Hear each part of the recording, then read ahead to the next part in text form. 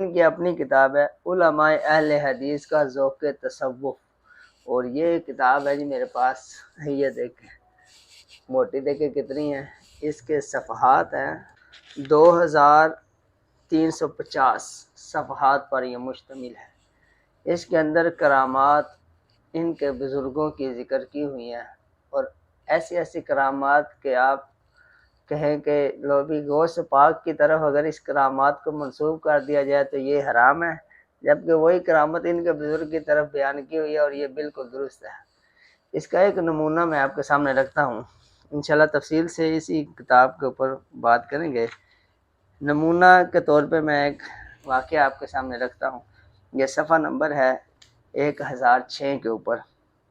ان کے ایک بابا جی گزرے ہیں جن کا نام تھا مولانا غلام نبی الربانی۔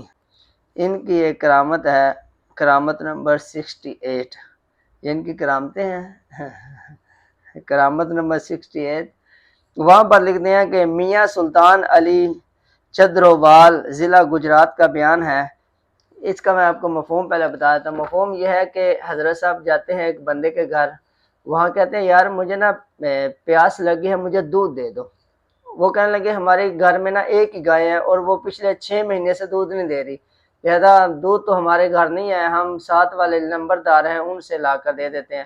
تو حضرت فرماتے ہیں نہیں، مجھے آپ کی ہی گائے کا دودھ چاہیے۔ وہ کہتے ہیں پھر وہ گائے پڑی ہوئی ہے، پھر نکال لیں آپ خود ہی۔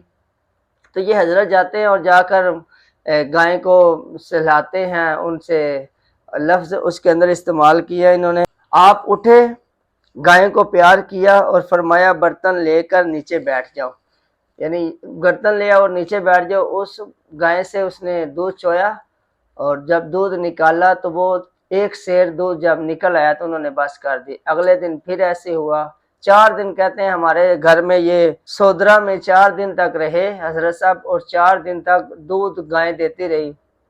جس دن یہ حضرت ہمارے گھر سے نکل گئے، گائے نے